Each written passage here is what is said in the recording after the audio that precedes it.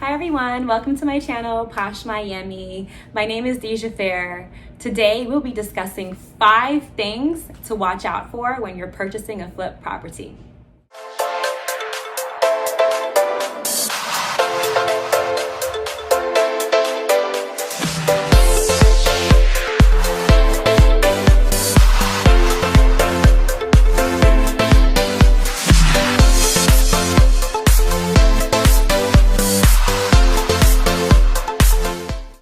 Welcome back, guys. So of course, when you're purchasing any property, you need to do your due diligence. You need to do your inspections. If you have a realtor, they can help you out with all of these different things and help guide you. But when you're purchasing distressed properties, the process is a little different.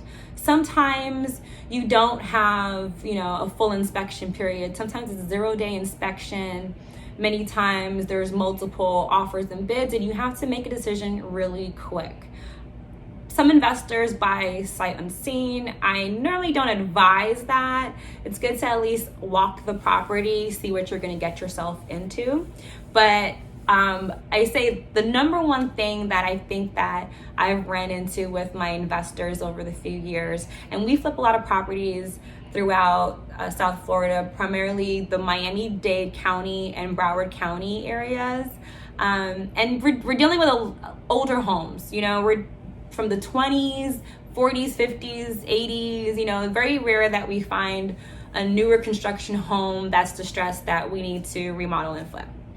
But in these areas, we noticed one of the main concerns that you'll run into often are code violations.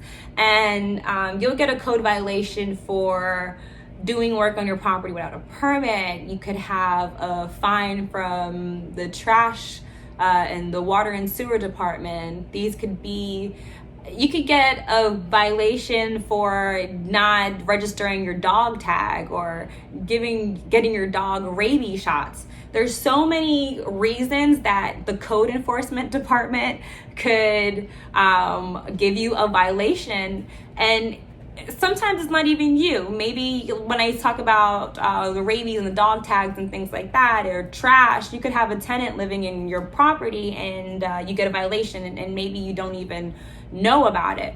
But they do give you about 10 days to respond, depending on what county you're living in.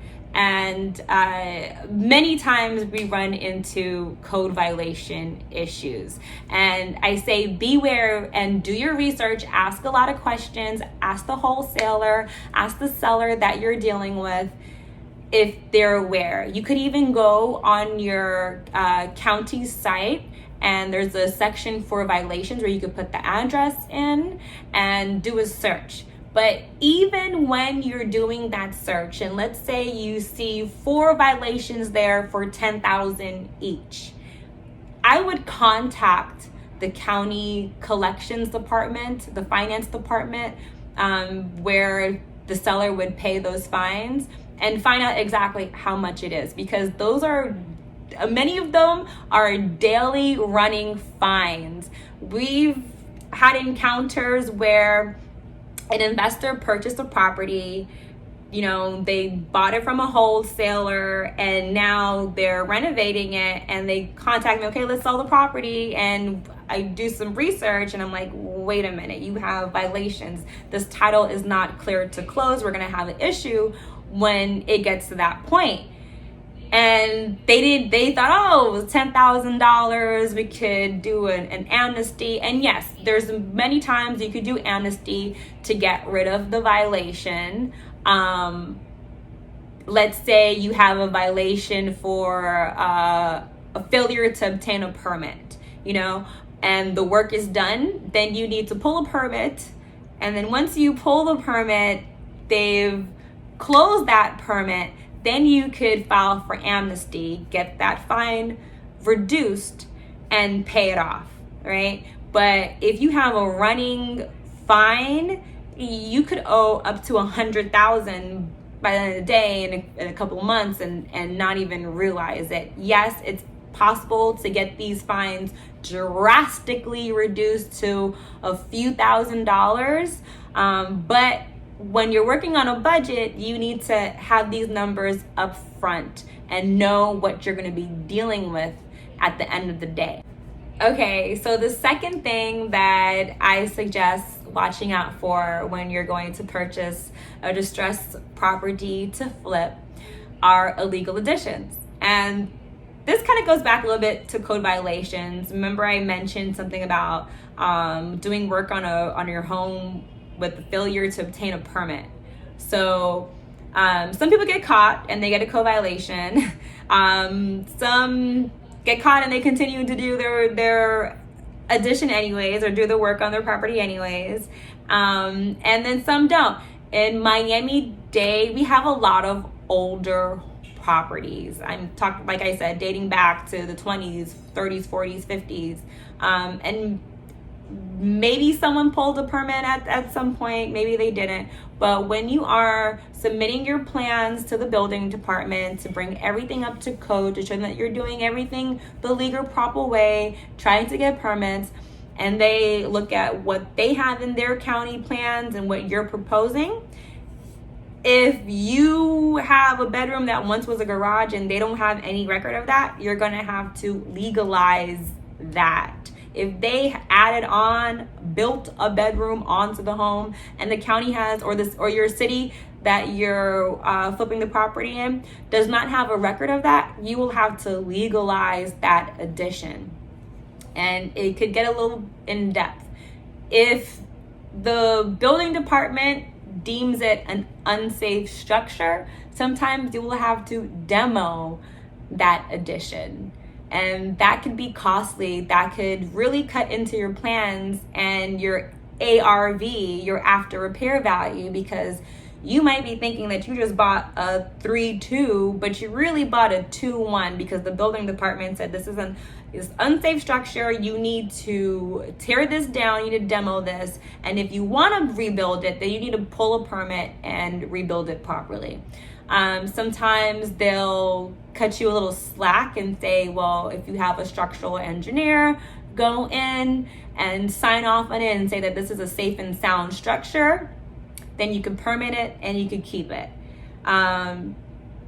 Either way, you are at the mercy of the building department and however way it swings. So you always want to look out and see, okay, I have illegal additions. What will be my options? Is this a safe and sound structure, right? To not have to deal with that issue when you go to submit your plans with the building department. The building department can also put liens on your property for having these illegal additions that resulted from an original violation. So if you got a violation that was once failure to obtain a permit, right?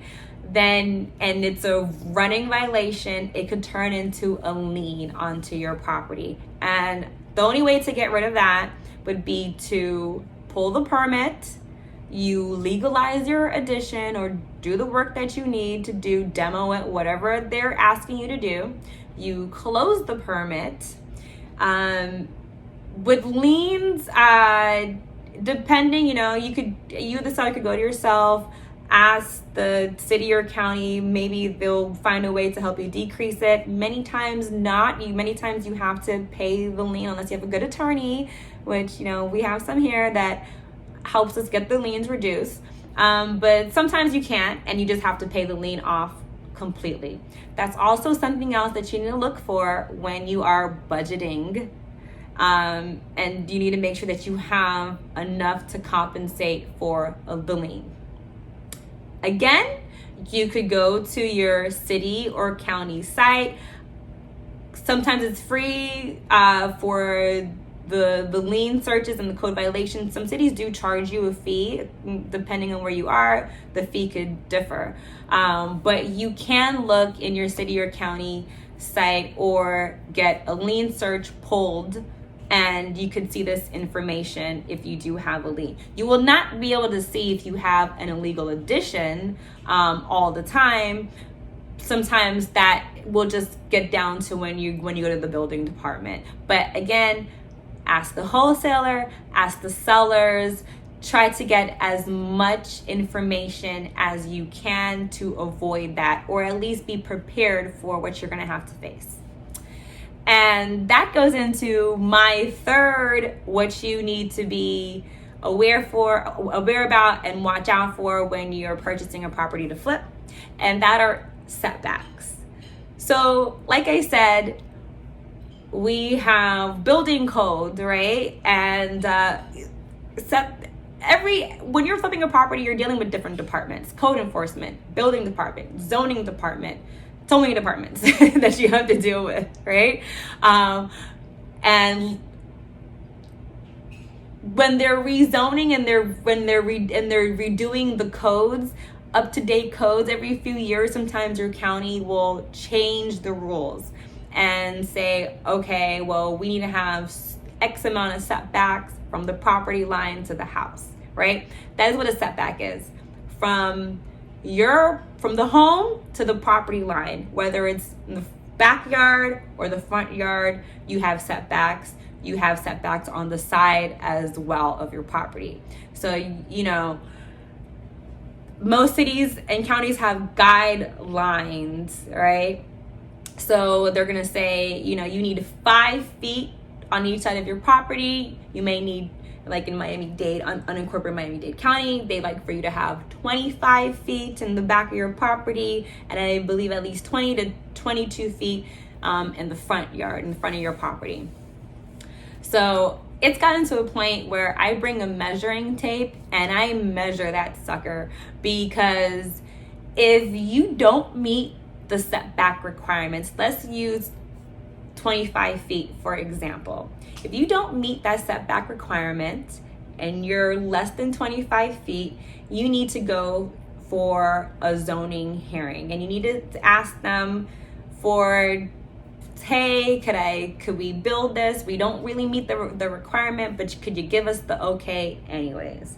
If you are within the 50% variance, then most likely they'll grandfather the property in, especially if it's an older property, because properties that were built back in the day, most of them don't even have 25 feet setback. Some of them are like 20 feet, 22 feet, you know, but they're in a decent range. So if they could go back and look at the original plans, because you will have to do your research, bring it with you, many times it will help to go into the microfilm and see what permits were pulled prior, what floor plans or surveys are in the microfilm files prior. Because if you could show that property was never in the 25-foot setback, but you meet that 50% variance, many times they will give you the okay to continue and keep the setback.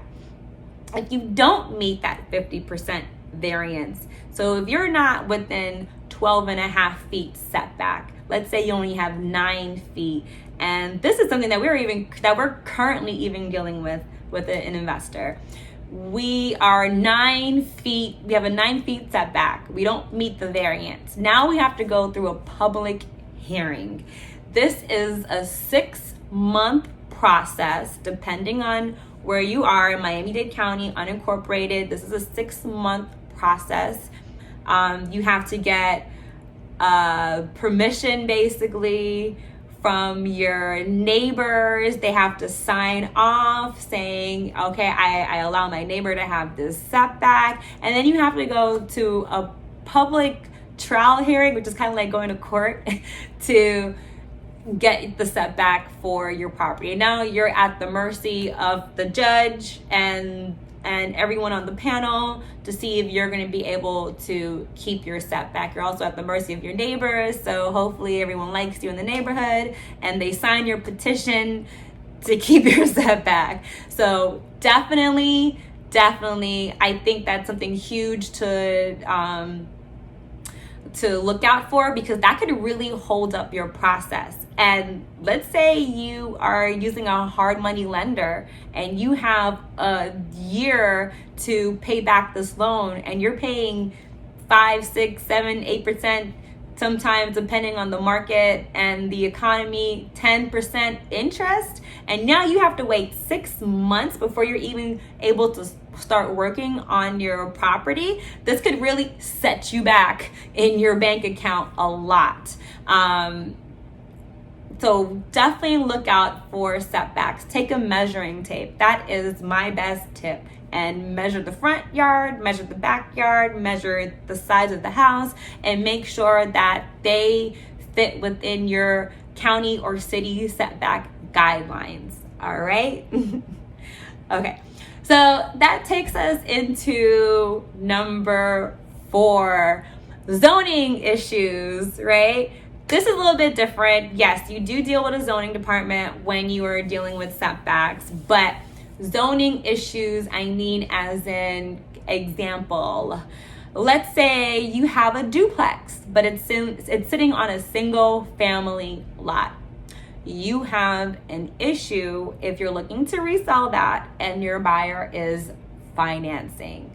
Now, any of these things I'm discussing, if you're selling to someone who's buying cash, I say definitely let them be aware of the issues. But if they're buying cash, then you don't have to deal with a lot of these things. If they're okay and they say, I'll take it as it is and I'll roll with it later on down the road and deal with it then, great. But when you're fixing and flipping, you don't know who your buyer is, and 9 out of 10, it's going to be someone who's financing. There are cash buyers out there, amazing, but you have to think about all buyers, and you want to keep your pool of buyers broad. You don't want to disclude yourself and because you're stuck with a property that you just did not make a good investment on. So back to that, zoning issues. I would say it's better to have a little bit on a lot that's zoned for more. So it's better to have a single family home on a lot that's zoned for multifamily or for duplex than to have vice versa. You don't want a property that you can't fix the zoning for, because that's just, it's not a good deal, 9 out of 10, and it's not gonna benefit you unless you could go and petition and get that zoning changed with the city and the county. There are ways to do that, but flippers, it's very time consuming, and we don't have time to waste. You want to be in and out, get your money out. That's the whole point of fix and flipping, quick 3-4 months you want to be in and out, 6 months max depending on where you are and how long it takes you to get permits in your city or county. So zoning issues, yes, look out for those. Look at the tax roll when you're purchasing the property. Pay attention to the zoning versus the use. I'll give you a great example. We had a property that was a duplex zoned in single family. When the project manager went to take the plans to the building department, they said, oh, wait a minute here. You can't remodel a duplex that's zoned on a, wait, this is a single family lot. We did our research. We went back through the microfilm. This was a property that was from 1954. And in 1960, it was already a duplex. By the 50s, 60s, it was already a duplex. So most of this, the lifespan of this property, it was a duplex.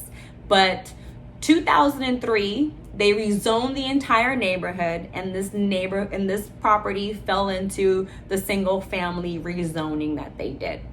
We went to the building department. They looked through all of the research and evidence that we had and said, oh, you know what? Oh, okay, we could grandfather this property in because most of its lifespan, it has been a duplex. We can see in the microfilm, we see that permits were pulled. We see a record of it.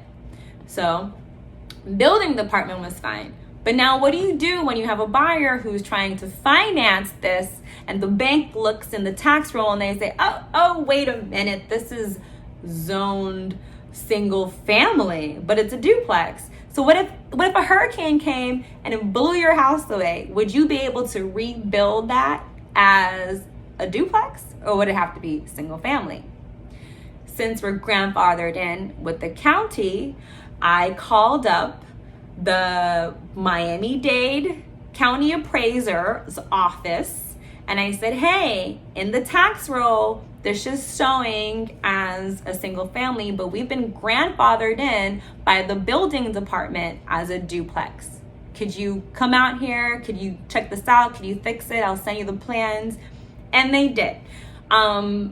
Depending on where you're at, it might not show up right away. I know in South Florida, especially Miami-Dade, unincorporated, they're slow. So although I went through all the processes and I have all the research and I have all the proof to show a bank and a lender, a buyer, anybody who wants to see that this has now been changed in the county appraiser's office who runs the tax roll back to a duplex. And it's also a duplex with the building department.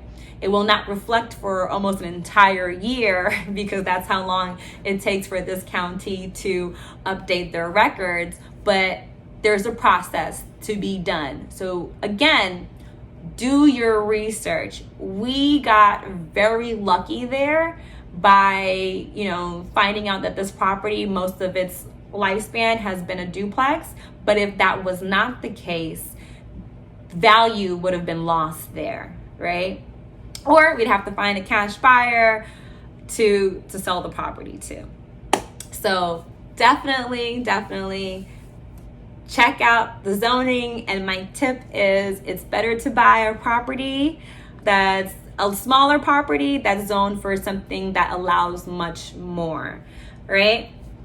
And number 5, last but definitely not least when it comes to flipping properties, I would say look out for plumbing. You want to check out the plumbing issues. You want to know, do you have a septic tank or do you have city sewer? That is very, very important.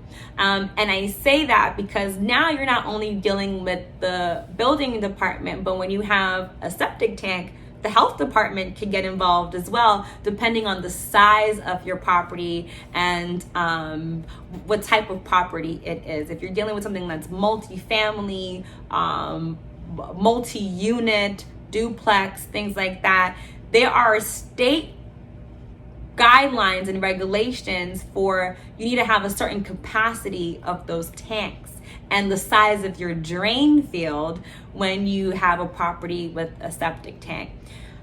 So definitely ask questions, do your inspections as well. Besides that, you could have corroded pipes.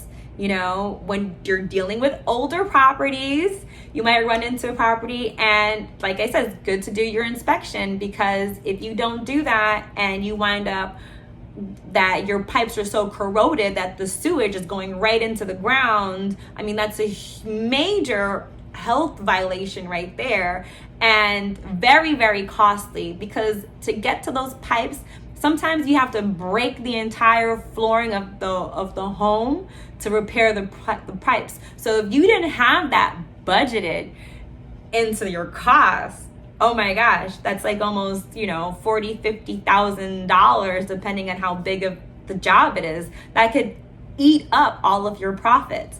So definitely do your due diligence, number 1.